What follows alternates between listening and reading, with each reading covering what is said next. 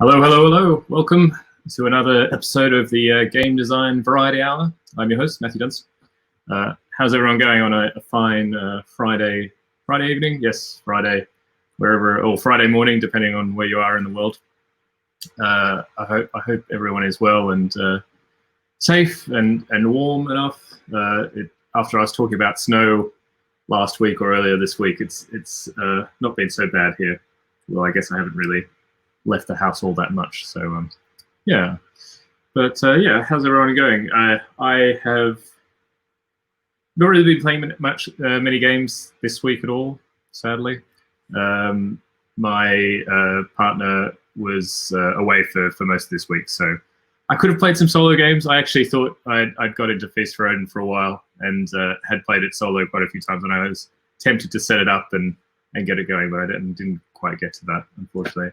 Hey Rob, how are you going? Good, nice to hear. Not too.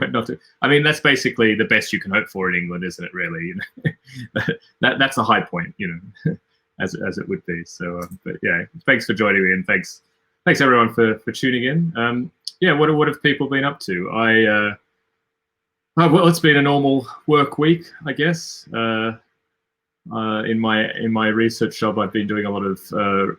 I've been reading a thesis for another PhD student in the lab, so a lot of editing, and which is funny because also another thing I was doing was trying to edit a rule book for a game that will be published soon. So it's funny how you end up just having the same task across all these different fields at the end of the day, as it would be. But yeah. But do let me know what you've been up to. How was work, I guess, or other things in the world. Yeah, so as a short, small preview overview, I thought probably talk a little bit about just looking back at the week of a game designer, and then there's sort of two main topics. The first main topic was to talk about design and development today, just looking at the separation between those two concepts. I had a really good chat with Diana, one of my mentees, last weekend. About that, and I thought it could be an interesting thing to sort of chat about on the stream. Yeah, so that's one plan. Rob has accidentally designed yet another game. You know, it's just like slipping on a banana peel. You know, Rob, you live a different life to the rest of us, it would seem. Just learning in a Tabletopia right now. Oh, great! Congrats. What? Any details you want to share? Hey, Alex, how you going? Welcome back. So yes, design and development is one thing I'd like to sort of chat about. I must admit I'm slightly less prepared for today than I normally would have been. So, but hopefully it'll still be useful and interesting. But the other thing is I came across an interesting BGG sort of news item that actually appeared just yesterday. Although normally I'm pretty bad. I'm not addicted, but I do check Board Game Geek quite a bit, or at least I know when they put the news, like when Eric Martin tends to put up a new news item, and so I know about the time of day he tends to post, so I'll normally check. But somehow I missed this yesterday, so I just read it today. And it's the title, somewhat provocatively titled, "Should Board Game Designers Be Paid by the Hour?" And I thought that also might be something interesting to chat about. Hey Mandela, how you going? Welcome. Had a really great. Well, when we get, I can chat about. Had a good chat with Mandela earlier this week on our co-design, which was great.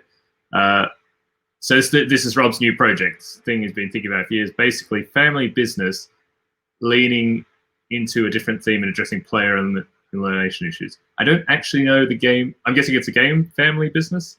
I don't know it, or at least it doesn't come to mind. I can quickly. I have the power of the internet, so I can check as we speak.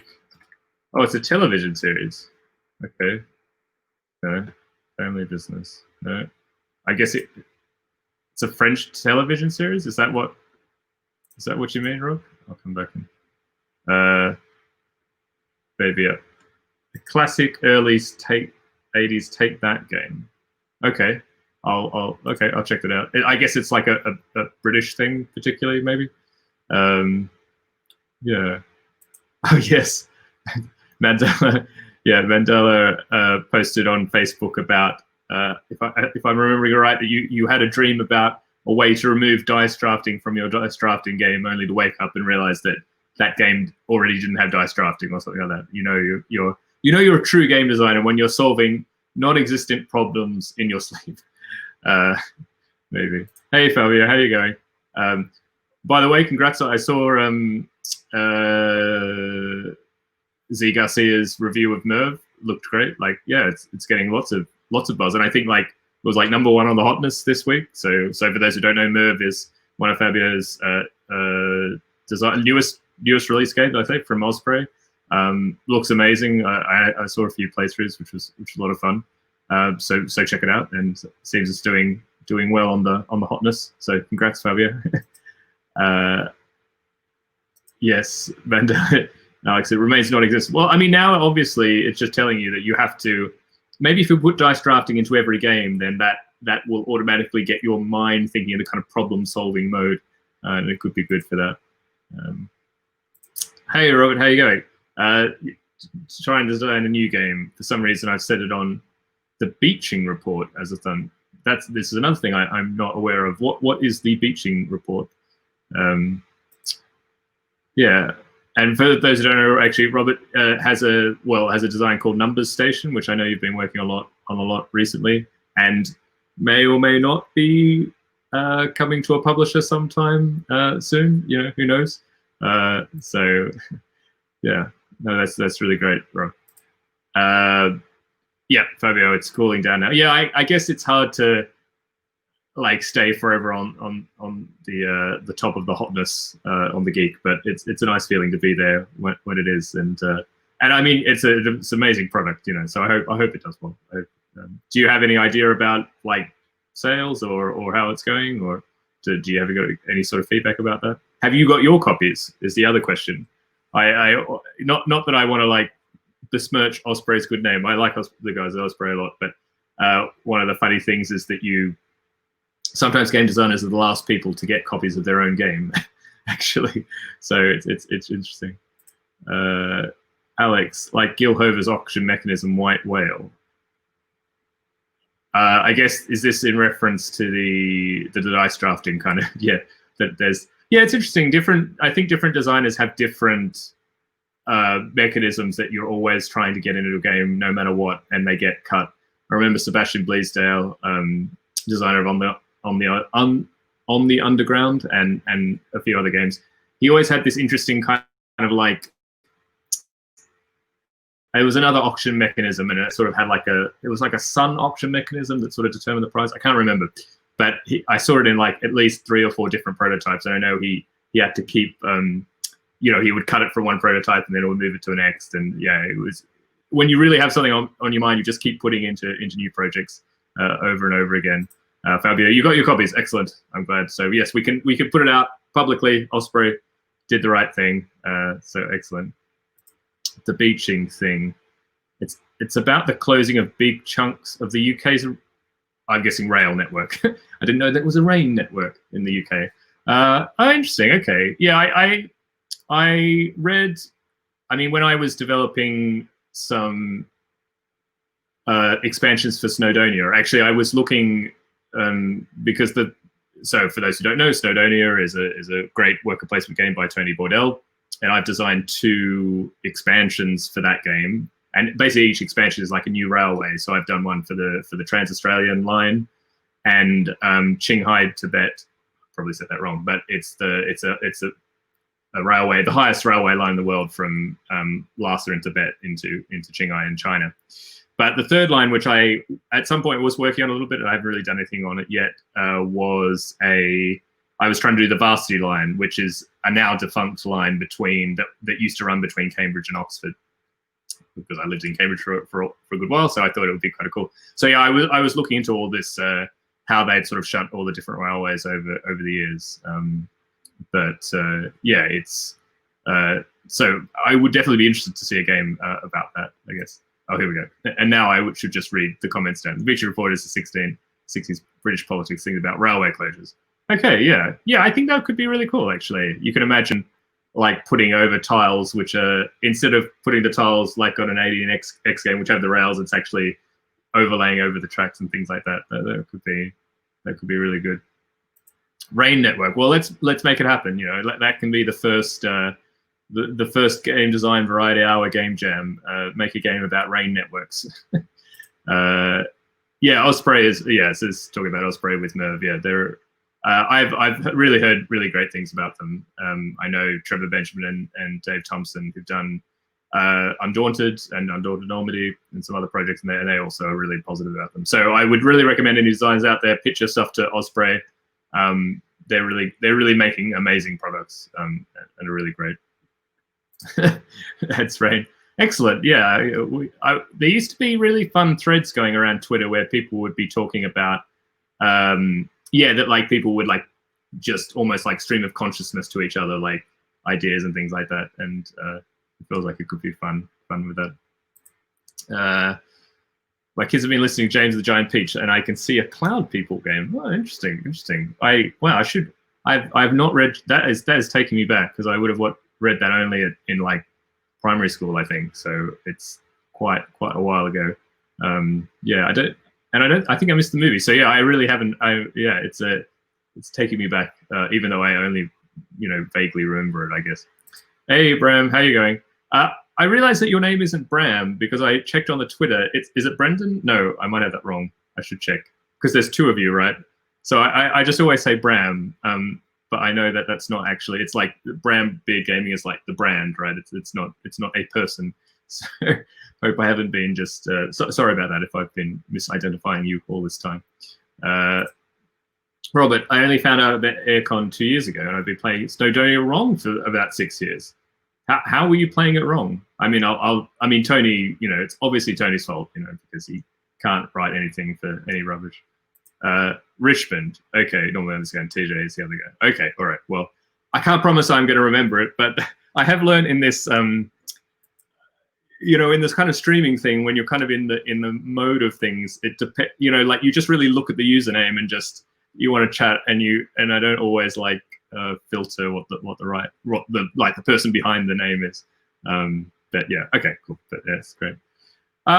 So I thought as a sort of a start. Okay, I'm glad that you don't flinch anymore, but you did flinch at some point. Well, you should have come up with a different name for your channel if you knew people were gonna, you're always gonna be named after.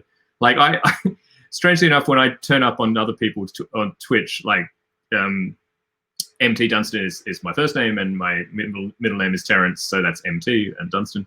But I don't know. I think it was on Rule Gaviola's stream rather. He was like Mount Dunstan, like as if I had sort of like come up with some new geographical feature. So yeah, it's funny. You don't think about these things necessarily when you pick usernames. Anyway, I'm sure you just love to hear me chat all the time, although it's fine. But I thought I'd give a very brief look back on the week of the life of a game designer. And I'm actually going to just refer to my calendar because I'm not sure about all the rest of you, but my life seems to be run by meetings, and that seems to be the best way to remember what I actually did in a week. And on the game side, well, there's been some very exciting progress on the new app game that I'm designing with Arnold Rauer's Tiny Touch Tales. I kind of threw up a tweet before. Arnold's doing amazing stuff and like going really hard, adding new features. It's really interesting exploring new, cause it's like a roguelike game, and we're trying to work out how exactly you are introducing new cards. How do you upgrade your sort of items, which are the things that give you special abilities that aren't in your deck? How do you dole them out to the players? And so that's really interesting, I guess, because in tabletop games, you don't have that so much. You don't have, you can't do a roguelike game in the same way. So it's a new, you've got to come up with content, like lots of different cards that you're going to give to people and interesting abilities and how do they work together. But then it's like, yeah, how quickly do you dole it out? And also there aren't many roguelike games that are made like for this shorter period of time. We're trying to make the levels are like 3 to 5 minutes each, maximum of 5 levels. So you really want to get that sense of like getting something new all the time as quickly as possible, but you don't want it to be too overwhelming, I guess. So, but yeah, that's really exciting, and I've got like a also a very different kind of experience. So you have a I'm not sure if anybody knows this, but I'm sure people did. You have this like test flight app, which is ways to test apps on iOS. So basically, like I can update a new, I basically get to update the new prototype all the time if Arnold's been working on it, and then I can just play it myself on the phone and go like that. I definitely would like to play test it on stream actually for everyone to show it off. I have to figure out how to get my display onto my computer, but once I do that, so if people are interested in that, to see that kind of project. Because I know that we'd opened it up earlier a little bit to see some for testing and some feedback. So if anyone's interested in that, they can have a look. The error in Snowdonia from Robert. When the event cubes are drawn, I was really far too little rubble. So totally. Oh, I see.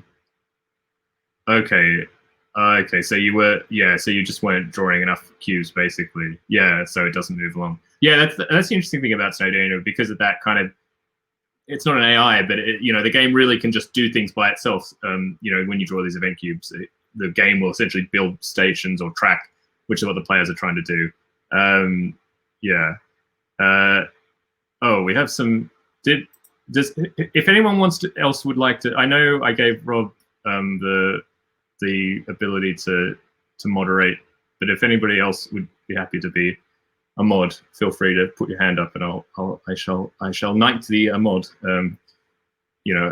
I obviously am not famous enough generally to have any problems with people trying to spam the chat or anything like that. Other things this week, I'm just looking through. We had another meeting with another publisher. No problems, Alex. Don't worry at all. Thanks, Rob. A really old game, actually, a very old card game, which I can't even remember when Brett and I designed it, which was called Three Knights. It's sort of a bluffing, a light doublethink bluffing game. And the game has been through, I want to say, like 2 different publishers before this publisher. It's one of these games that has this sort of like multi-year history, because it was signed with a publisher, maybe 2 publishers that have even gone out of business while they've had the game. So it's a very old project, and we're working with a publisher now, but still trying to get to the point where whether the game will be signed or not, which is interesting, because I'll talk about design and development, and actually it's a little bit not the problem, but we're trying to work out at the moment how much work to put into the game for the publisher to feel confident to sign the game, and we're trying to feel each other out, I guess, into what's the balance? How far does the game have to be along before the publisher will be happy to sign it? But of course, that doesn't mean we're not going to work on the game at all once it's signed. That's not it either. But it's just, there's always this kind of in-between point when a publisher's interested in a game, but they're not quite ready to pull the trigger on signing it, and what's kind of the best for all the parties involved. So, but had a really great Skype, and we played through the game. Did some even actually development and iteration in the Skype. It's a relatively quick game.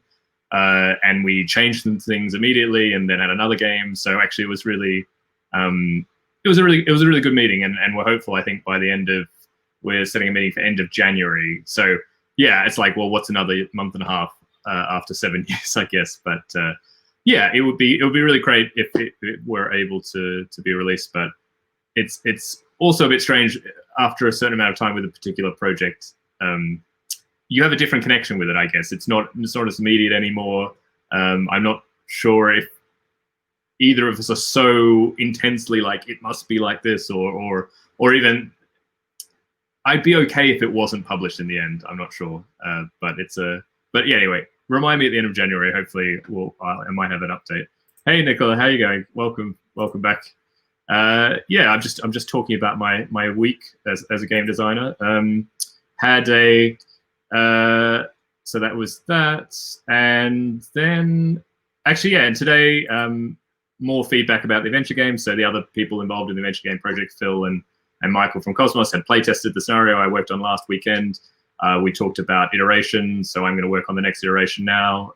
Some different systems we're going to try. So that was we packed a lot into about an hour. You're sort of trying to unpack like a whole, 1 hour narrative experience, all the bugs, all the, what things didn't work and that sort of thing. But that's how it moves along. People just give, list a set of feedback, and then, you make the next version. So that will be my job this weekend. And then finally, the rather exciting thing, I think last week I had said that I had got an offer of publication on a reasonably recent prototype, or one that I just developed this year. Had a meeting with the publisher today, was really, really encouraging. And yeah, so it looks like we're going to be all going ahead and signing that once they send me a contract and we sort of do the negotiations. And maybe I'll stream and talk about contract negotiations when I'm going through that, which I imagine will be sometime next week. But just like I was chatting about before, like the meeting today was all about chatting about what were our sort of vision for the game, what was the publisher's vision, what's my vision, does that match up? They show me a really cool, they have an amazing sort of internal playtesting app, which like it's available as an app on your phone, and all the members of the company, anytime they playtest a game, because sometimes they might take a game home, or especially now everyone's sort of playtesting in different areas, different locations. When they play the game, they open up the app and choose the project or the prototype, and then they'll get a questionnaire which they answer just on their phone. And then all that data gets sent to a central hub, and there's a person in the company whose job it is to essentially, he has this amazing spreadsheet, and I think he has a background in statistics, and he takes all these answers and he computes like the different scores in like 6 different categories, and he graphs it all, and they actually use it to screen through a lot of their prototypes, which was really interesting. I had never seen, because they showed me the data they had sort of got on just already, like they've only had the prototype for like since Essen-ish, so not really like a month and a half, like 5 or 6 weeks basically, and they'd already had like 20 people play it in the company. And yeah, the feedback obviously was really good, which is why they wanted to publish the game. But yeah, so that was really encouraging. But I'd never seen this kind of slightly behind the curtain on the publisher side. And yeah, so we were going forward with that, and who knows when, I mean, this is the thing, like you can talk, well, who knows? Let's see if I'm still streaming. I think this is probably the first game that I will sign while I'm streaming, like during the period I'm streaming. It'll be so I'll know exactly when that happened, and I can, hopefully I'm still streaming in the 1 to 2 years, fingers crossed, when the game comes out. But you would see, maybe I'll be able to track the progress of it all. So yeah, thanks very much everyone for the good wishes about that. Yeah, and that was literally just this afternoon, not that long before this stream. So that brings us up to date on the week as a game designer.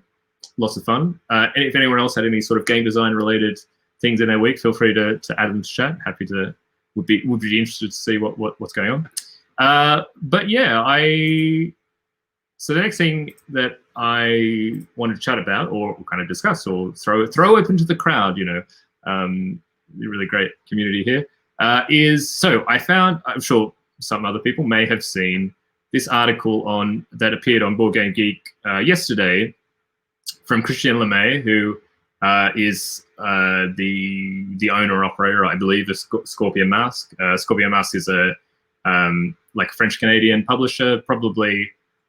I mean, they made a lot of different games. Like Decrypto is one of the games that probably is quite well known recently from them, for example. I firstly really encourage anybody to check this out. It's like the article from 2 days ago in Board Game News, so it's like on the front page of Board Game Geek. But it's talking about, well, the title is Should Board Game Designers Be Paid by the Hour? And it's sort of comparing. Apparently, there was there was a French designer who wrote about kind of royalties and income from the side of a designer, and Christian wanted to give the side of a publisher, which is quite interesting. A few interesting things that he talks about is this. So he talks kind of about the logistics of running a publisher, the fixed costs, because they have, I believe, 6 full-time employees, and he sort of estimates it to be about 400,000 Canadian dollars in sort of annual operating costs. And that's not just salaries, that's renting the offices and like all the costs. And then he says they release about 3 games a year, or 3.5 games, so it's about 125,000 a year to develop a game. And then working out really a rough like profit rate on each game. He says that they need to sell about over 26,000 copies of a game to see any profit from a game. So and then the point was that they have to invest all this money, and they have to hope to sell that many copies of a game to see any profit. Whereas the designer at that point, if you've sold 26,000 copies, about $1 per game is probably not a bad kind of royalty rate, kind of rough calculation. Yeah. So actually, for those who are interested, I mean, normally the way it works out is like distribution cost is like 40%. So like the publisher will sell to the distributor at 40%, and you as a designer will get 5% of that 40%, roughly. There are some other kind of accounting things, but it kind of works out if the game is kind of in the $40 to $50 range, then you get about $1.10, something like that. So anyway, so he's sort of just making the point that publishers are already taking a lot of risk. They have to, and that he only wants to make games where he thinks they're going to sell at least 30,000 copies. Now, I'm not sure if anyone else in the chat, hopefully people will agree with me, that is like you're already up there. Like, I mean, that's a lot of copies to sell of a new game. I mean, most games released in the hobby space, or even in the hobby market, like 5,000 copies or 5 to 10, like 10,000 would be a good number, really. Like you'd be happy with that in your first print run. So it's interesting how Christian's, I mean, and different publishers have obviously different costs. His level of cost needs him to have that level of success. Of course, and you can also think about it, well, you could just release more games, but then each game, gets less money to be developed and to have people working on it and things like that. And so, yeah, and then he sort of talks about then sort of turns around and sort of says, well, how in this model, then how can a designer make a living? And basically he says that if you can sell 26,000 copies of 3 games that you're able to create each year working full time, could you live on it? So on his calculations, that's like $65,000 Canadian. I think I saw someone in the comments calculate it's like £30,000 roughly a year, which actually is not a bad, it's a reasonable salary. It's not dissimilar to what I get paid as a full-time researcher at University of Cambridge.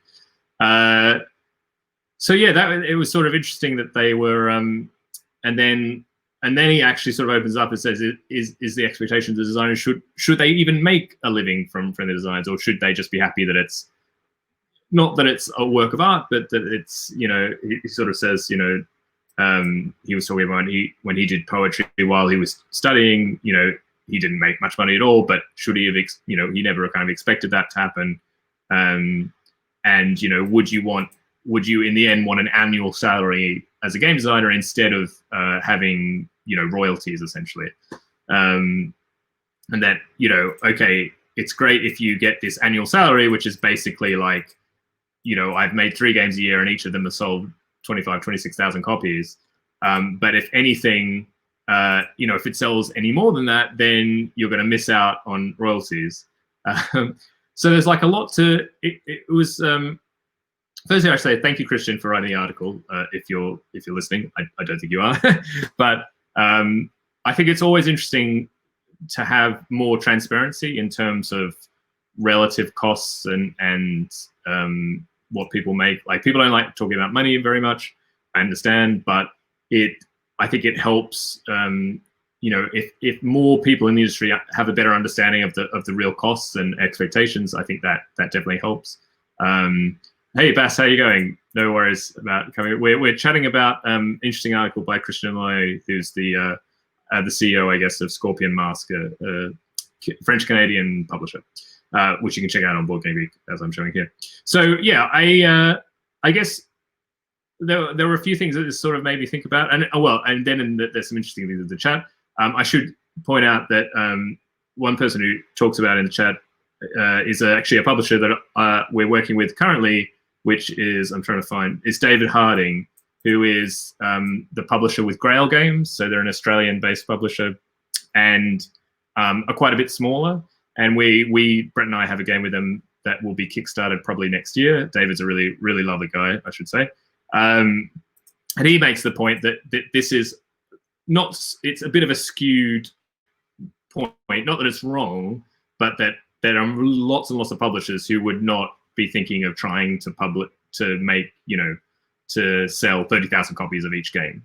And I think this is a mix of, like, David's the only employee, I believe, of Grail Games, whereas Scorpion Master has six employees. So obviously there are different expectations. Oh, yes, I should say, thank you very much, Rob, for throwing up the link. I give you a doff of my hat to my excellent mod. So yeah, firstly, that these kind of like thresholds don't exist for every publisher, and as such, they, the numbers are a bit strange. But from the designer's point of view, they're not. I don't think they're too far off. And it was just an interesting thing about, I think it does give a bit of a view into like how realistic is it to make a living as a full-time game designer. And somebody sort of, if you start from this point of, can you release 3 games a year that are going to sell 25,000 plus copies? One stream I do actually have a master spreadsheet where I've tried to collate all the sales data of all my games ever, which is, you would think it would be easy, but it's surprisingly difficult because every publisher has a different way of invoicing and like a different way of accounting and like different periods. And it's, and of course, it's also partially my fault because I didn't keep particularly, or at least I didn't keep these records. Like I throw the PDFs into a folder, but I need to sort of go through them. Anyway, but the point is, I've got, say, 20, 25 games released. I can say probably only 2 have sold more than 25,000 copies, I think, off the top of my head. So yeah, like that's a hit rate of like what, 10% maybe that can make that threshold. And that kind of fits. I've read things from other designers, especially in the video game. They sort of say it's like the 1 in 10 rule. Like you normally 1 of every 10 things will pay for the other 9, essentially, which seems to be about the rough, the kind of like that ballpark thing. So the point is that if you're releasing 3 games and you need each of them to be over $30,000, well, if only 10% of your games actually reach that, that means you need 10 times as many games a year, like 30 games, to be reaching that amount of money. Now, firstly, I'd say that's pretty much impossible to release 30 new games a year. But that starts to talk about, it's obviously a balance between quantity and quality.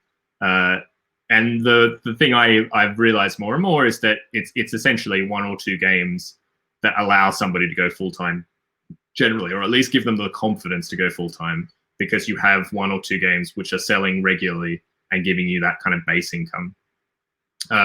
So yeah, the thing that's kind of left out of this discussion a little bit is the sort of duration part of royalties. This is based on like you having to sell this many each year, but then they don't do anything after that year. And obviously a way to reduce the amount that you need to sell of each of the new games, or the number of new games you have to sell each year, is to be still making money off old games in New Year's. And I'd say that's the much more realistic way to be a full-time game designer. Have a game that is going to keep paying, year in, year out for at least, 2, 3, 4 years, because it reduces the pressure on the future years. And if I go full-time, that's going to be the thing that's the reason I will have, been able to do that, not because I'm releasing. I am releasing, 3 or 4 games at least a year. It's not completely under my control, but they're not selling that amount of copies. So, and the other thing, of course, is there's always a bit of a lag between all these games. So, if I sign, just like the game I've just signed or hope to just sign, well, I'm not going to see, I'll see in advance, but I'm not going to see any royalties on that for like, 1 or 2 years. So there's like a big kind of rev up to this kind of thing. So it's interesting. It's interesting. I definitely recommend reading it.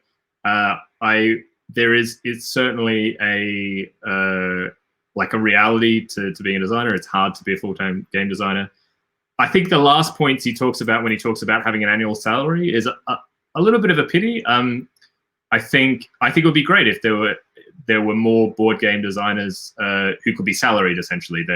And obviously this works in really big companies like Hasbro, but there are some companies like, I know, Libelud, so the publisher of Dixit. They have a team of 5 game designers who are full-time salaried employees, I know. and that's really great. And there's like Funko Games, which also has salaried employees who all pitch in the design of their games and other parts of making their games. And I think that system works really well. I think the products that both those teams make are really excellent, and that it is a model that it's rarer, but it can work. So it would be great actually to have people from that side of come out and say why it can work, or what it can produce, I guess, which is still missing. But yeah, anyway, but thought I'd just point it out, say one or two things, and see, and some interesting comments actually. So hopefully it will keep people discussing what is a fair wage in this industry, I guess, or like should people expect to make a living wage, not a living wage, but a full-time wage in this industry, or not, I guess. So with that, that is, I have a bit of tea. That stops me rambling for too long.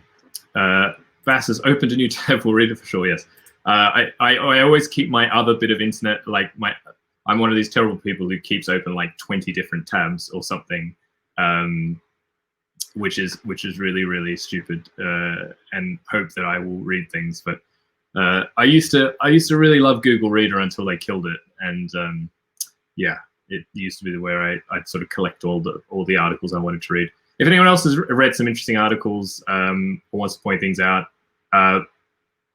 like you can whisper me the link if it won't let you do it in the chat, or try and put it in the chat. Always happy to kind of like chat about things, or like highlight if you've read something interesting. I think it's any time we can kind of that you can kind of shine light on some great writing in the industry, I think it's really, really great. So yeah, I mean, on to the main kind of bit of today. Is going to be looking at design versus development. So more and more, I would say, one thing that's changing a bit in the industry, I think, which is really great, is that the role of development and of developers is becoming more and more known. I think probably, even like 5 or 10 years ago, you'd often know the publisher and the designer, but you wouldn't know all the people who would work on the game as well, between those two parties. And as development becomes sort of better known, I think from designers, especially if you haven't gone through the process of having a game published professionally with a publisher. Yeah, so I should say, obviously, I'm talking about when you choose not to self-publish your own game, because that's a little bit different. But there's not necessarily a great understanding of what is development, and what's the line between design and development, and how does that apply to how you work with a publisher. So I kind of wanted to chat a little bit about that today. So if you have questions specifically about design and development, please put them in the chat. I will include them in what I'm chatting about, and that might help me navigate what is actually useful for you all who are listening, because I'd like it to be useful. Before I start, though, Robert says, I'm assuming for me, design is a hobby. I don't for a second think I'll be able to quit my job and design full-time. I'm also worried that as soon as something becomes a job, it becomes less fun. Yeah, a few streams ago, Rob Davio gave a really great talk at the Tabletop Network conference or something that's on YouTube. And he talked a lot about how, when you become a full-time game designer, it changes your perception of that. It doesn't necessarily become less interesting, but the nature of that changes. So I think you're definitely right that, and I still am a little bit worried.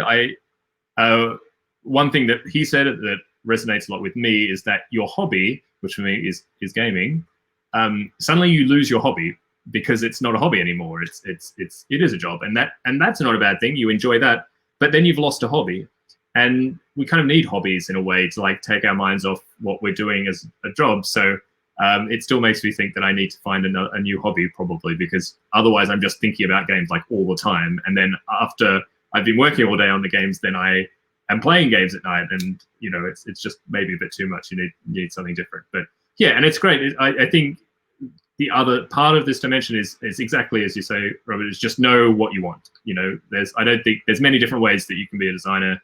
And as I think as long as you kind of know what you want, then that helps you know what you should be doing, or what steps to take in the industry, or what decisions to make, I guess. Have I considered self-publishing? No, never, actually. Well, it's not completely true. I don't really have any of the, I know all the stories about when you start self-publishing, you end up doing a lot of jobs that aren't design and that you don't really enjoy. And I completely believe the people who tell me that. And for me, because I still do, in fact, have a job I enjoy, like there was no pressure for me to I was quite happy to be doing both, essentially. And it looks like as I'm going forward, I'm still going to try and do both. I might go down to part-time, formally part-time in my science job, and then really properly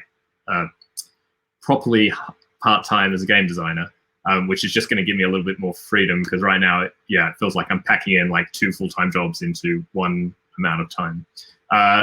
The only thing I've sort of thinking a little bit about self-publishing is that, so Brett and I had these good little games, which were sort of print and play micro games. They started just being 18 cards. Now they can be up to 27 cards. The last time we kind of revived the project was probably like 3 years ago, or maybe even 4 years ago now. We developed 6 new games, and we had a Patreon where we were releasing a new game every month. And I actually really enjoyed this. I love the constraints of the micro game, the micro game format. I also really liked them being freely available. I liked exploring this model of, could something like Patreon support that kind of game development? Because for me, I loved, there's also a thing that with like print and play, you can keep improving it afterwards. There was a pressure, I put the pressure on myself and Brett as well, to put out the best game when we release it. But at the same time, you can still edit it or like update the file if you want. And ultimately what happened was that it was a really, it was a pretty punishing schedule, essentially, to release like 1 game every month.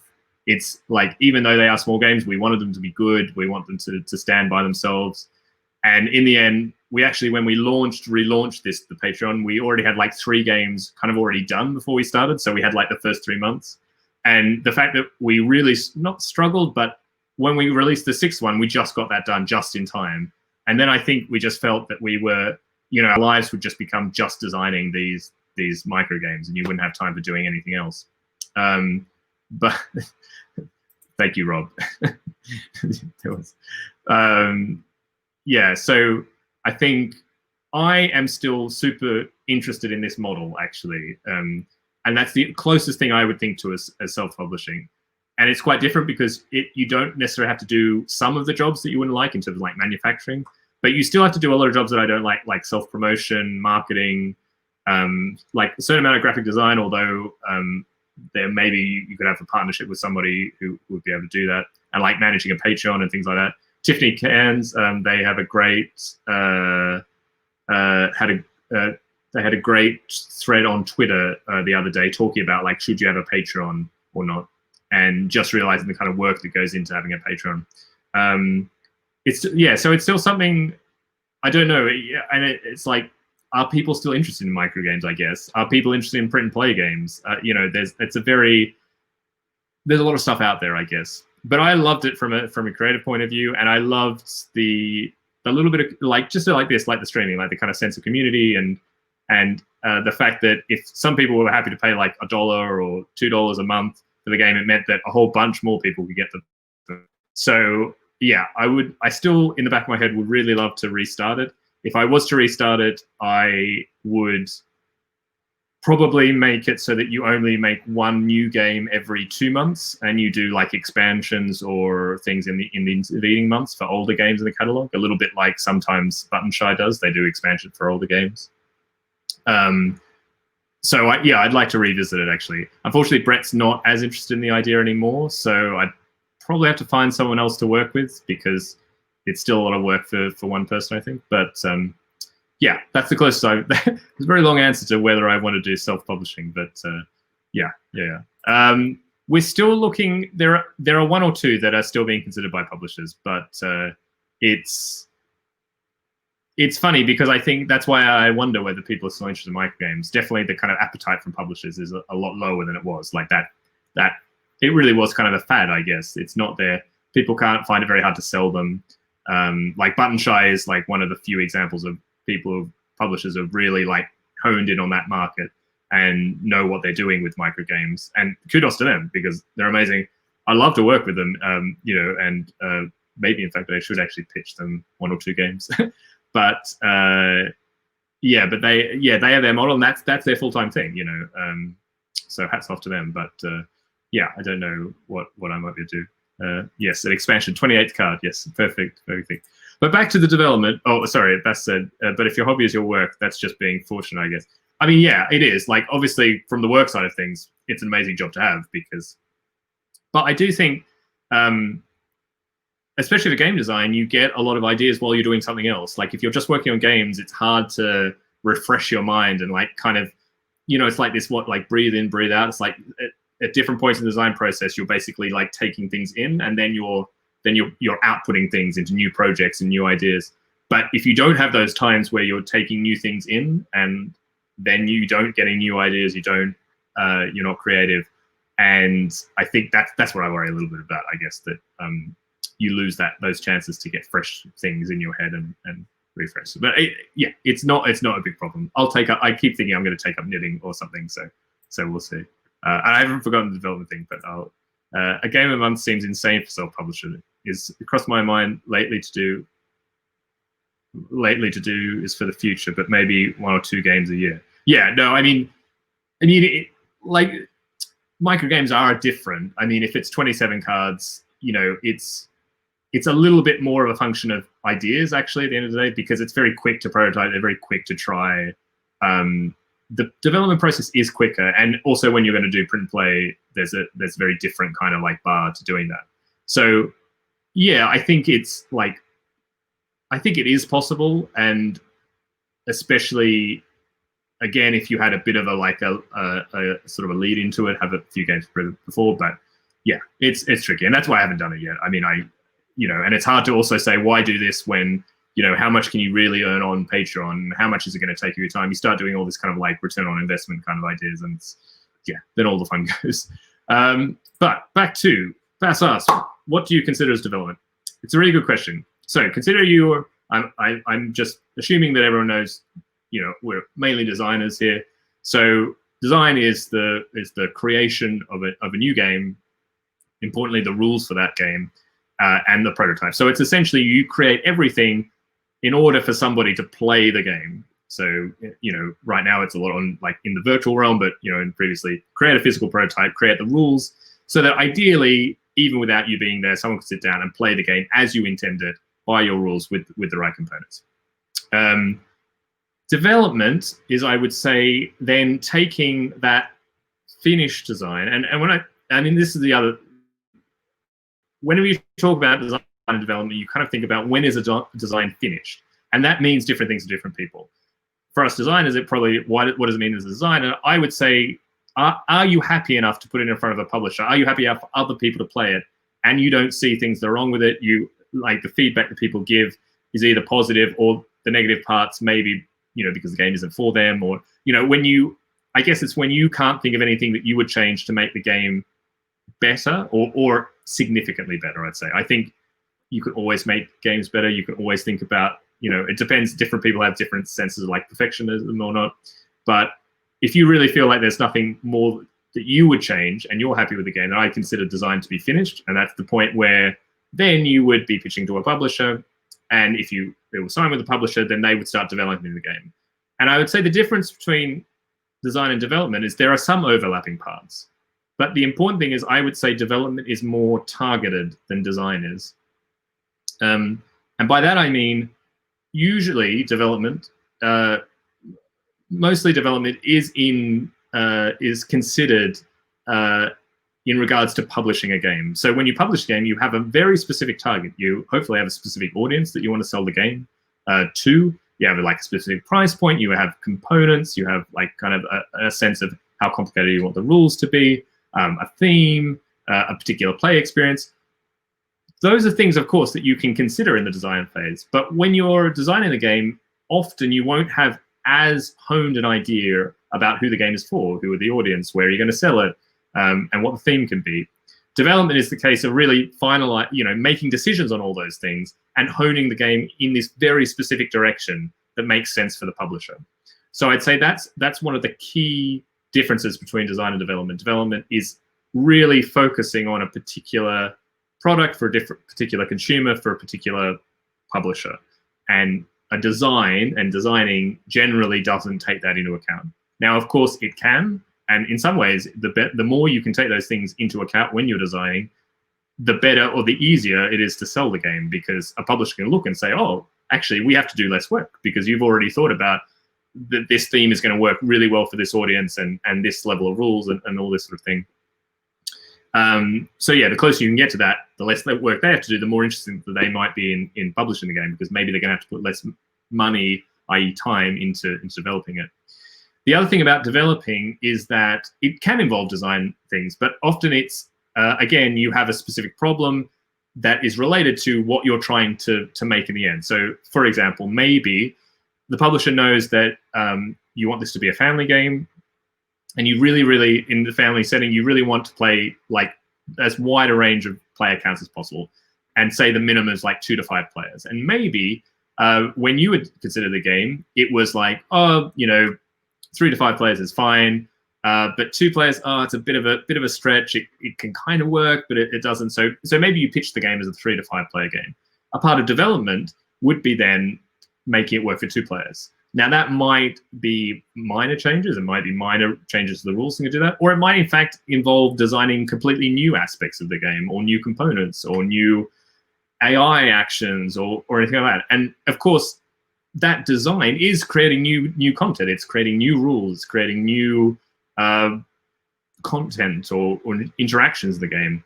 But it's under the development setting because it's for a specific purpose. I need this game to play 2 players because that's the audience I'm trying to hit or include in the audience of the game. So and that's also where there's a fuzzy line between who does the development as well. So obviously you have developers who are hired by publishers and who will, I probably don't have to question all of it. You have developers whose job it is to work. Sometimes they're called project managers, so that they kind of wear 2 hats, that like development might be under their responsibilities of a project manager. And they will be monitoring the progress of the game. And is it kind of hitting the target the publisher wants? But there will sometimes come a point, especially if new content needs to be made, or if the kind of the scale of the changes that need to be made to design are large enough, that those are the points where the designer might get back involved in the process, because it's too much, not too much, but maybe the designer is more familiar with the design than the developer is. And so they are in a better place to suggest changes or to think of new things. Or maybe they want to be involved, and that's, of course, perfectly valid. Like, the designer wants to be involved in what's going to be in the game, and if they need new things, then the designer wants to have a chance to make those new things. Of course, in the best instance, the developer and designer work together, and the publisher as well, like having all around the table, batting ideas back and forth. So it's almost like a collaboration. It's like a new co-design, where except this time, you've got a designer and a developer. They're kind of like co-designing, co-developing the experience. So yeah, my experiences, and I should say in all of this, it really does vary greatly, because it just depends on the people who are working on the project. So at the bigger publishers, they actually do have really people who are like full-time developers, and not even just, and they're not project managers. They're not in charge of, graphic design, organizing illustrations, editing rules. Like, they really are just about the actual gameplay and the mechanisms, and they will work. And in those cases, sometimes as a designer, you have to do very little work, because those developers are extremely experienced, very, very capable. In the best case, they keep you involved and like keep you informed about what's going on, but there's not an expectation that you need to do the work. And other kind of much smaller publishers, where maybe it's just the publisher, it's just one person, they don't have a single developer, and your game is one of 3 or 4 different games that they're working on at the moment. Those are the cases where you as a designer are much more hands-on involved, and will be reacting to development advice from the publisher, but then you have to kind of implement that and check with the publisher. So yeah, there are times where you have to do more work, after a game has been signed to a publisher. So it can vary a lot, and I think that's why development is one of these, because design is sort of, it's not always the same, but the process is similar in how you'll create a game, and before it gets to a publisher, that process is roughly the same. But once it's with a publisher, because the publishers themselves can vary so greatly and the projects can vary so greatly, then the development process can also vary, and by the same amount, I would say. Bass says, my day job is being a graphic designer. I like designing board games, but I do feel like I'd like to have control in art and graphic design in the development of game. I often start with a theme, a look and a feel, and then interweave and mechanic design suits that concept. I think I would find it hard to give up a game idea for development without having my finger on the art direction. Yeah, and I would say then that's like last week, when I was talking about things that, and yeah, as Alex says, maybe you could ask for that as part of the contract negotiation. So yeah, I would definitely say be open about that during the time when you're in that little bit of time that you're discussing the game before you go into directly the contract negotiations. Although of course, there's sometimes a bit of overlap between that discussion and contract negotiations. But yeah, talk about that. Say that I have skills in that. Hopefully, the publisher could see that in the prototype that you've given them. That if you had worked on that, if you'd done the graphic design on that, hopefully they can see the value that you would bring and your skill set. And yeah, I would just ask for them. And some publishers will be very open to that. In fact, some publishers even have models where they give even more responsibility directly to the people who are licensing the game to them. So, if you are an illustrator who has also designed a game, or a graphic designer who's also designed a game, you can say, okay, I'm going to take on the graphic design for this game in return for a higher royalty percentage, for example. So there are some publishers that will do that. And yeah, if you want to do that, then that's great. And yeah, I can imagine if you are a graphic designer, then you probably would want to know what, to really have some decision-making power in that process, at least over that part of the design and of that part of the product. So yeah, just ask about it. Just talk about it with the publisher, and maybe also consider that a reason why you might want to sign with a publisher if they're open to involving you in the decision-making process and letting you have some control over it. I should say it's very unlikely for you to get full control, creative control. Ultimately, the publisher is the one who's making all the financial risk. But it's certainly a valid topic for conversation, and I'd just bring it up and yeah. But again, make sure that your prototype or whatever displays your talents appropriately, because that obviously will make the negotiations easier. So yeah. So I think that's and the other point, I guess, in design and development it sort of links back to making money as a game designer, is that it's, in a way, that's also a sort of career, but a valid kind of way of being in this industry as a full-time developer. There are a lot of individuals now who started as designers, but a fair chunk of the work they do now is developing other people's games for publishers. So David Turtzi is someone who comes to mind. He develops solo player modes for other games that he didn't design in the first place. And he works with publishers in developing their games more generally. There's John Brieger in the US, who has now a development studio. So they're contracted by publishers to develop games. There's Tim Kaidama in France. There's I forgot the name of Australia. Brandon Noonan and Dan May, Quicksilver Studios in Australia. So a lot of these development studios are popping up, and that's also a legitimate way to have kind of a involvement in the industry, and in some ways actually can be much more steady kind of way of being involved, because Quillsilver, yeah, thanks bro. David Turtzi seems a robot. Do you mean the name, or do you mean he himself in terms of he is extremely prolific, I must say. It's amazing how often I'll go onto Facebook or Board Game Geek and see another project by David. I mean, he works extremely hard and has a mind kind of unlike many people I've ever met in terms of game design. So, but he's been on many games. Yeah, and the other thing I can't believe is that not only it's been a lot of game boxes, but it's the complexity of those games that he's on. The amount of time to go. Because I think I feel like the amount of design effort is sort of like an exponentially increasing curve. Like if you double the complexity, it's like quadruple the effort you put from the design of a game. He's far too passionate to be a robot. Also, fun fact: robot is a Czech word. It came Karel Čapek. So a Czech author coined the word robot. Was the first to coin the word robot in a novel in the early 20th century. I think it's Karel Čapek. I hope that's right. And it was named. It's like robota is like a kind of like a not a peasant, but like a serf in Czech. So yes, that's as your fun thing for the day. Rossum's Universal Robots. Oh yes, exactly. You're right. Yeah, that is the. I'm pretty sure that is the novel, isn't it? Probably, or at least in the or the people who sell the robots in the novel. Yeah. But yeah, so there, if you are interested in that, and like David Digby as well in the UK, he was the developer on the solo mode of Chocolate Factory with Alley Cat Games. He's also, I know he's developed the solo mode for Tinner's Trail, which Alley Cat is going to be kickstarting next year. So Mike Nudd also with Alley Cat Games. So there's lots of examples of people. John Brigger writes about development quite a bit. So you can, and Seth Jaffe, I'd say, is another person who's been quite outspoken about development and the role of development. So I'd look up Seth's blog. He's the main developer on all Tasty Missile Games titles. And he has had a blog for a really long time, actually. I'm not sure if he writes on it so much anymore, but yeah, it's also worth looking at if you're kind of interested about, what is the role of the developer. And it is still my hope to have developers on here to interview them that I've worked with. I had hoped that Wolfgang Ludke from Cosmos would come on next week.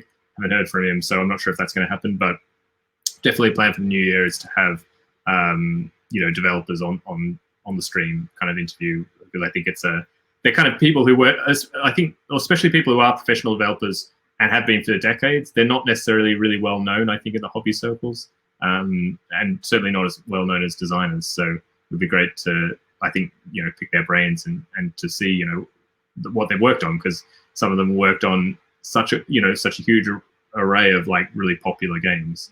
So I think it would be quite interesting. Yeah, so that, I think that's sort of a rough roundabout sort of view of design and development.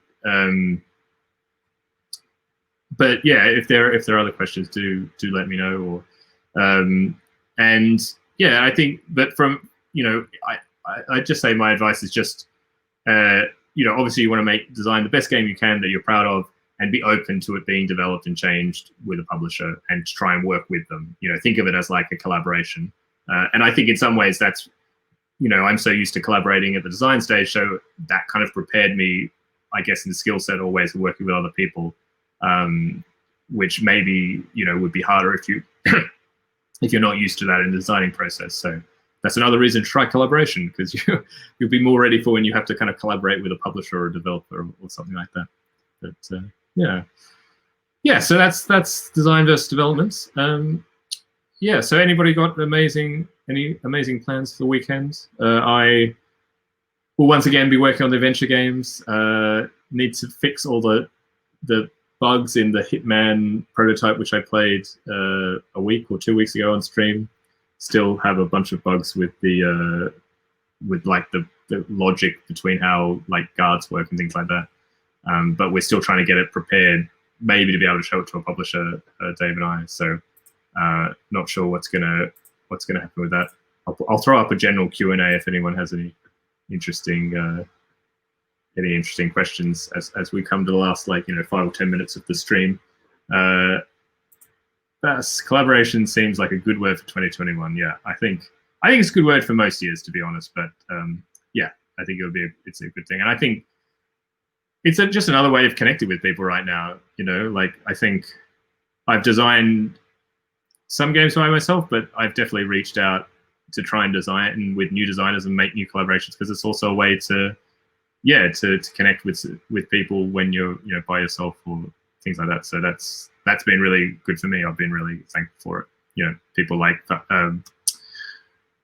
Mandela, if he's still in the chat, I'm not sure, but we had a really great meeting talking about our dice game earlier this week. That's the other thing I'm going to do this weekend, Mandela. I promise I'm going to work on the prototype. yeah, it's a really nice thing. I still really enjoy it. And the fact it changes over time. You meet new people, you start working with new people. Sometimes old collaborations, you make a game with someone, maybe you don't make another one, but with them, but that's fine. It's been a nice experience for that time. And yeah, each collaboration is always a bit new, and yeah, it's a lot of fun. I should say also, it looks like because thanks very much to Robert, who is a new follower. I think I will have ticked over 50 followers at hey Shay, no worries. Yeah, plenty catch up. We're just chilling out any sort of Q&As. And I was saying that I think I may become an affiliate on Twitch now, probably, because that was the last little thing I had to pass. I'm just trying to check my email to see if, maybe they'll wait till the end of the stream or something, because I know you get an email which says, congratulations, you're now an affiliate. No, nothing yet, but let's see. Yeah, thanks, Rob. It was really funny because I was sort of, I don't like, not that I would, it's just a funny thing to ask people to or it's just subscribe, follow, etc., etc. It was just funny because there's 4 different requirements. I think one's have a certain number of people in chat, have streamed a certain number of hours, and streamed a certain number of different days over a 30-day period. And I'd hit everything else, except I just couldn't get to this 50th follower. So I was one person off. So yeah, I'll have to learn what that means. I'm looking to actually invest to make my channel look a little bit more professional. So my twin brother, in fact, is a graphic designer and a web designer. So so he helped design for example, the Design 100 blog. He did all of that and made it look the way it did. So I'm going to be chatting with him to make the whole channel, seeing as it seems to be something I enjoy doing. So it might become, it's pretty regular now. So probably time to invest some time into making it look a little bit better, and then we can think. I think you get emotes and things, or emojis, or whatever for followers. So, oh, Alex will tell me. Here we go. Alex says, "Whoops, no, wrong one." You get adverts, channel points, and people subscribe to me. Okay, well there you go. Well, don't subscribe. Use your money elsewhere. But we can come up with some fun channel. Maybe we can have some fun sort of design-based channel points things. Yeah. Bass, hoping to play some games this weekend. We'll start reading Should Board Games Designers Be Paid by the Hour? And hope to get some game design continuation on Sunday. It's when cold outside here, so enough excuse to stay inside and do all of that. Well, I wish you all the best for your weekend. Bass, it sounds like an excellent plan.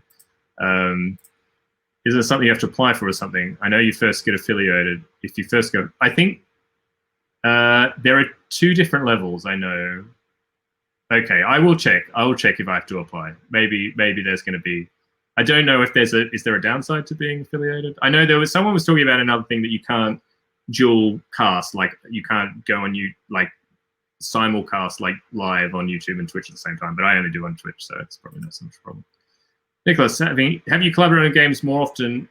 Sorry, have you collaborated on games more often, creating something new together, or have you gotten someone on board on a game that you had started or that they started? How different was it for both, and which one do you recommend? I would say the grand majority is where one of the parties had the idea first and then brings that idea to the other people. And of course, that idea can be at different stages, from being, a full prototype that you can play to being, just an idea. This could be cool. Why don't we work on that? Yeah, I think I would recommend that. My experience is that you can't, even though collaboration is great, but in terms of the actual really hard bit of designing, when you are really creatively thinking of new things and mechanisms and the real core way, if you don't know how the game plays and you're trying to work out how it plays, it's really hard to do that mind melding, 2 people do it simultaneously, because I just find it not very efficient. I find it much more efficient for one person to do the work and then go to the other person and show them and then get feedback and kind of iterate that way and work together that way.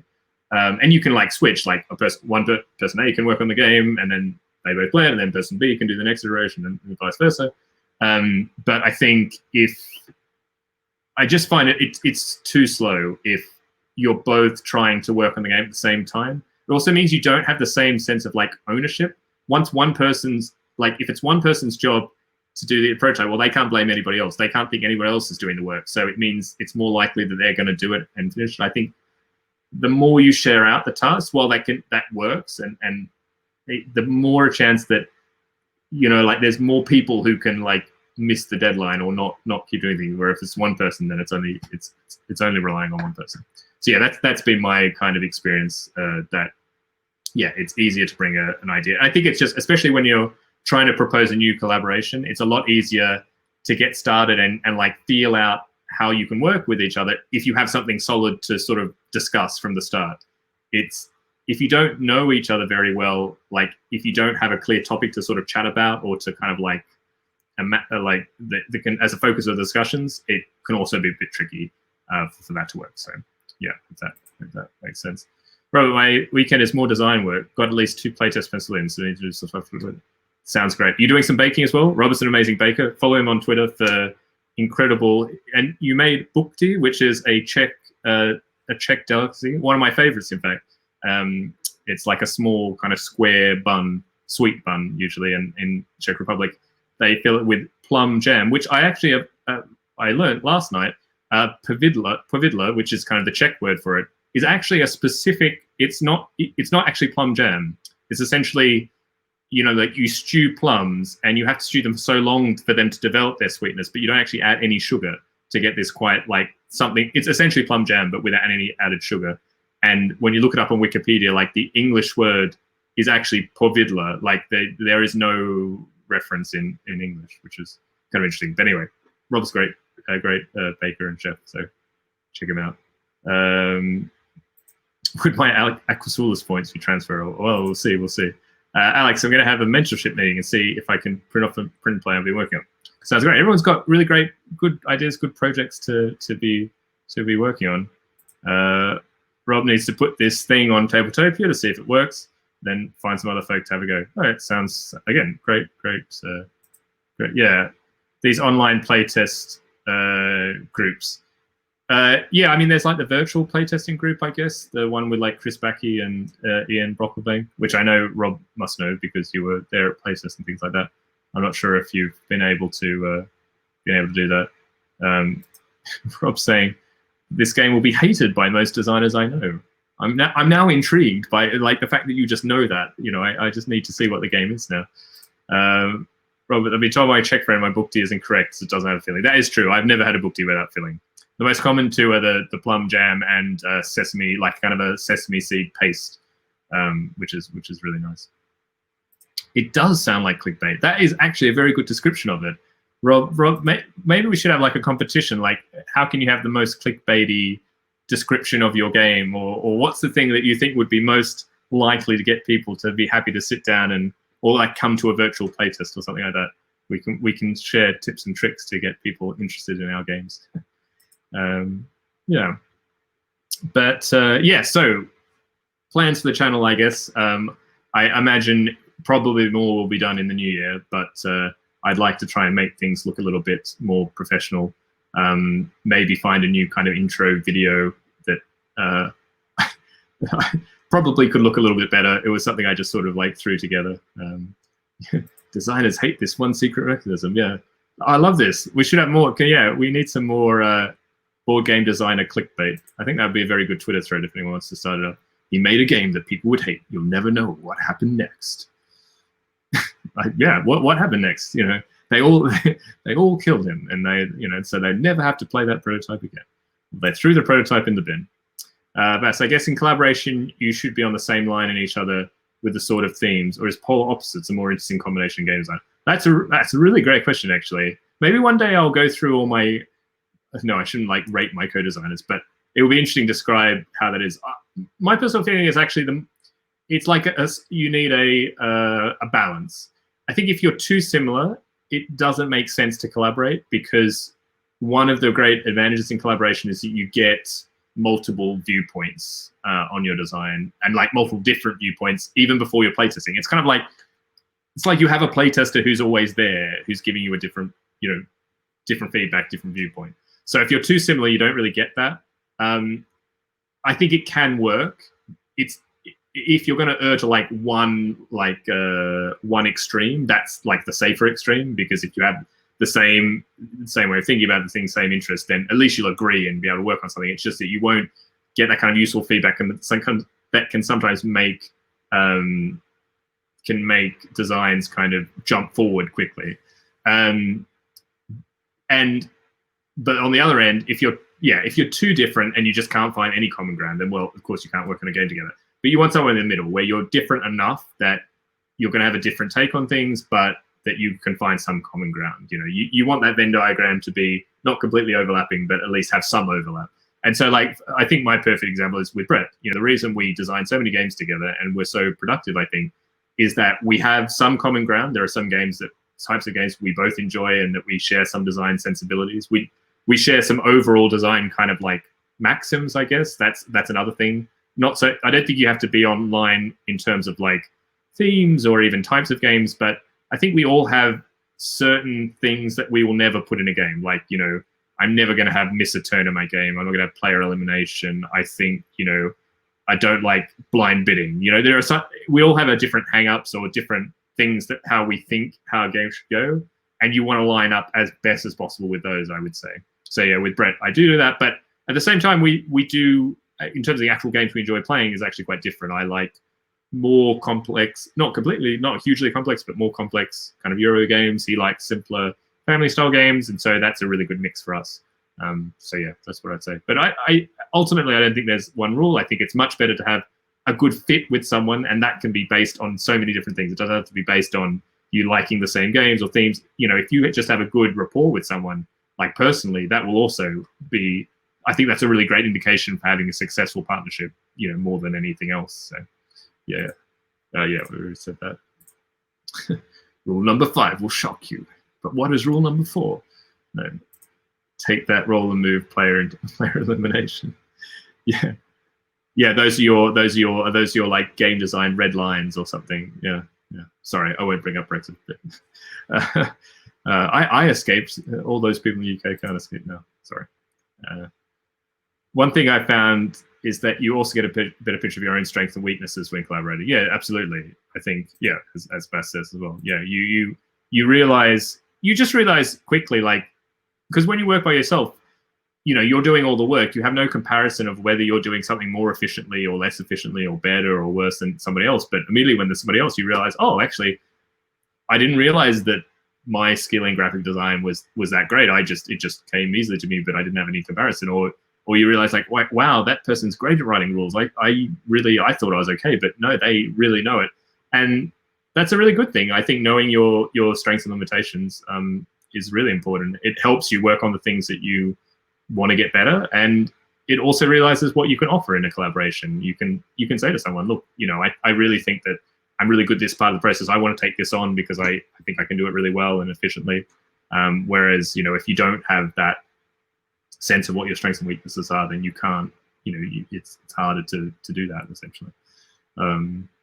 So it's interesting. Like, I always get asked about collaboration a lot. Is it really something that people think that is not talked about very much? I guess I only have my own personal experience, and that it's probably the thing I talk most about when I'm in interviews, or, you know, and so I you know, personally, I'm like, am I just repeating myself? Are people sick of hearing about collaboration? But it's interesting that it always seems to be a really, you know, a lot of people are very curious about it. But maybe I guess the percentage of people who do collaborate in design is smaller than I think. You know, again, like I'm completely biased by my own experience. You know, for me, collaborating is the main thing I do. So it's just interesting that it comes up. But I'm always happy to talk about it. Sorry, don't get me wrong. So yeah, always ask away. But I just tell me if I'm just like I'm sounding like a broken record or something like that. So we shall see. Well, I think we're getting up almost to the hour and a half mark, so I think slowly wind it down. I can have a look and see if there's anybody. Bez isn't here, but she had an amazing recommendation of somebody to raid on Monday. Clea Llewellyn, who's a Welsh, I believe she's Welsh, or maybe I'm wrong about that. She's a no, maybe she's English. Singer-songwriter and musician, and it was really, really cool. It was just a fun thing to kind of discover. So if anyone has anybody that you think we should raid, please let me know. I'll also have a look. Yeah, variety hour seems to mean a variety of times. What do you mean a variety of times? Have I missed the? Oh, you mean like yeah. It's not always an hour. That's the great secret of the stream. It's not, you know, you get them in by thinking it's an hour, but then you end up just talking. Well, I mean, do give me feedback if you think if I talk for too long. I guess you can always just leave whenever you want. You don't have to tell me. But you know, if the conversation is flowing, people are in chat, then I'm always happy to chat and quite enjoy it. I'm slowly building up my stamina to be able to do like Ross from More Games Please. He like streams for like 3 hours or something. I don't know how he does it, you know. But anyway, yes, Claire, she sounds English and lives in England. That's true. Yes, I guess I don't know exactly, you know, where she was born or anything like that. But yeah, she's really great. But happy to listen for longer than an hour. Oh, excellent, excellent. Thank you. No, that's great. So be more like Ross. Or well, I don't know. I don't have Ross's like. He's just an inherently interesting person. I would recommend Ross's stream firstly. He's also an amazing human being, which I've had the fun to hang out with many times. But you know, he just has like the kind of the personality thing, like Rodney. Rodney at Rochester played on his stream on Monday, and it was just so much fun. Rodney's also just such a great, just great to just very entertaining. What can I say? Oh, thank you very much. Thanks, Alex, and thanks, Nicola, for very kind. Grow a beard and get a hairdo. Well, I mean, I'm getting a little bit of a beard, but I think I'd have to. That would be quite a. I've got almost Ross hair. I've got quite, you know, it doesn't like his is a bit curly, so maybe we should stop talking about how to be more like Ross. It would be a bit. It's become a bit weird, people. A bit weird. So how do I know who's streaming now? I guess I can go onto my Twitch. It's probably going to start. I should very quickly mute this thing, which is going to give me some problems. Okay. We could. Oh, Ian Zangs. So for those who don't know, Zang's yeah. Ian Zang's a board game developer, board game designer, and he also is part of a really great podcast, which I can't for the life of me remember what. I'm now looking at my phone. Does anyone know the podcast that Ian Zhang's part of? I've got the thing. Breaking into board games. So yeah, it's sort of like a designer, developer, and publisher, and Ian Zhang. And he is streaming, and I think he streams sort of playing games, but maybe breaking into board games. Yeah, thanks very much, Rob. Yeah, so maybe we can go and just raid him and just say hi. It was a really nice thing. I think it's a nice thing to raid when you can. So, but of course, feel free to leave whenever you want. Amadeus Music is on. He's German. Was that in regards to something, or have I just completely missed what that reference was? Oh, that's somebody to raid. Okay, sorry. I was just like, yeah, because like Mozart is also one of those funny kind of like almost Czech people because he came here a lot, and yeah, you see it. Bass, I think what's interesting about the stream is shares sort of interactive masterclass with some ordinary chit chat. come for the masterclass, stay for the chit chat. That's what my modus operandi. Yeah, but no, I hope it's fun anyway. But with that, I think it is probably going to be, yeah, that might be me. Let's say hi to Ian. I'm gonna have to work out how I once again. I think it's Zangzaba Twitch. I'm gonna find it. Yes, it's muted. Yeah, I look like they're having fun. They're playing some monstrosity, whatever that is. So I have to work out. Yeah, no, thanks everyone for, yeah, well, sorry. Oh, I'm not, you can tell I'm just not a professional at all because I don't know what the hell I'm doing. But yeah, but thank you everyone for joining the stream. Hope you all have a wonderful weekend, and I'll see you on Monday. I'll be back. If anyone has ideas for topics, as always, you can always get in touch with me on Twitter. I'm at wisegoldfish. So come by and chat anytime you want. Good luck with everybody who's doing any design projects.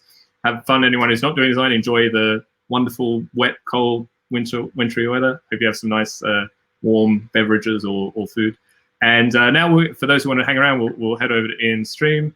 If someone can remind me, is it like !raid, or what's the? If anyone, Rob's the one who knows usually. Well, wait, I can raid channel here. Oh, here we go. Oh, it comes up. That's good. Okay, so it looks like we'll be going very soon. Thank you all. Have a wonderful weekend. Always a pleasure. And yeah. All right, I think we're ready to go.